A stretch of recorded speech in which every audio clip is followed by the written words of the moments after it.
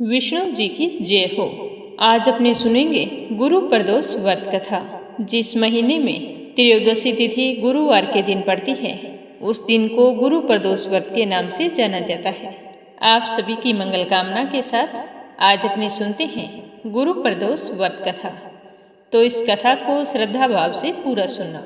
कथा शुरू करने से पहले कमेंट बॉक्स में शिव गौरी का जयकारा लगाकर कथा को लाइक करना, ज़्यादा से ज़्यादा शिव भक्तों में शेयर करना और कंचन भक्ति सागर चैनल को सब्सक्राइब करना।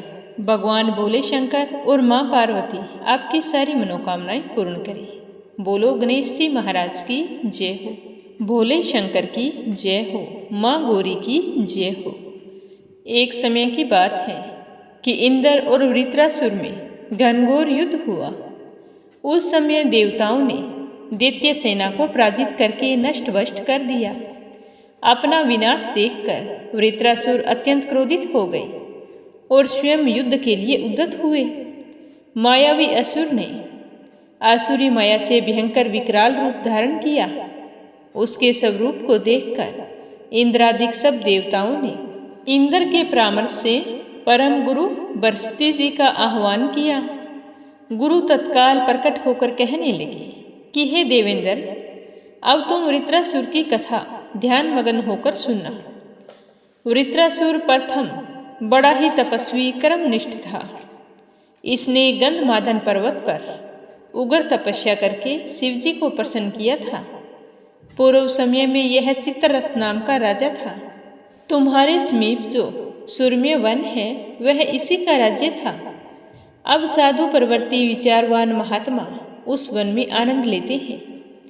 भगवान के दर्शन की अनुपम भूमि है। एक समय चित्ररथ स्वेच्छा से कैलाश पर्वत पर चला गया।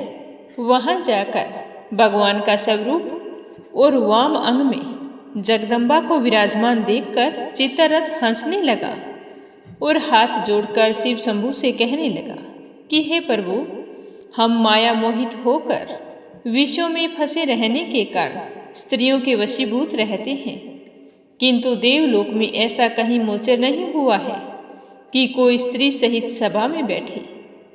तो चित्ररथ के ये वचन सुनकर सर्वव्यापी भगवान शिव जी हंसकर कहने लगे कि हे राजन, मेरा व्यवहारिक दृष्टिकोण पृथक है। मैंने मृत्युदाता कालकूट महाविष का पान किया है, फिर भी तुम साधारण जनों की भांति मेरी हंसी उड़ाते हो। क्या और किसी ने विष का पान किया है? पार्वती को चित्ररथ की बातों पर बहुत ही गुस्सा आ रहा था। फिर वह क्रोधित होकर चित्ररथ की ओर देखते हुए कहने लगी कि अरे ओ दुष्ट, तूने सर्वव्यापी महेश्वर के साथ मेरी भी हंसी उड़ाई है। तुझे अपने कर्मों का फल जरूर भोगना पड़ेगा। तो वहां पर उपस्थित सभासद महान विशुद्ध प्रकृति के शास्त्र तत्वान्वेषी हैं और सनंदन सनत कुमार हैं। हे सर्व अज्ञान के नष्ट हो जाने पर शिव भक्ति में तत्पर हैं। अरे मूर्खराज, तू अति चतुर है, अतः मैं तुझे वह शिक्षा दूंगी कि फिर तू ऐसे संतों के मजाक का दुस्साहस भी नहीं कर पाएगा। मेरा श्राप ये है कि तू अभी और इसी वक्त दैत्य का स्वरूप धारण करके इस विमान से नीचे गिर जा, और मेरा श्राप है कि तू अभी पृथ्वी पर चला जा। जब जगदम्बा भवानी ने चित्ररथ को ये श्राप दिया, तो वह उसी क्षण विमान से गिरकर राक्षस योनि को प्राप्त हो गया और प्रख्यात महासुर नाम से प्रसिद्ध हुआ। तवष्टा नामक ऋषि ने उसे श्रेष्ठ तप से उत्पन्न किया और अब वही वृत्रासुर भक्ति में ब्रह्मचर्य से रहा। इस कारण तुम उसे जीत नहीं सकते। अतः मेरे परामर्श से यह प्रदोष व्रत करो। प्रदोष व्रत के प्रभाव से ही आप महाबलशाली दैत्य पर विजय प्राप्त कर सकोगे। तो गुरुदेव के वचनों को सुनकर सारे देवता बड़े ही प्रसन्न हुए और उन्हें प्रणाम करके चले गए। फिर गुरुवार के दिन त्रयोदशी तिथि आई तो पूरे विधि विधान से प्रदोष व्रत किया।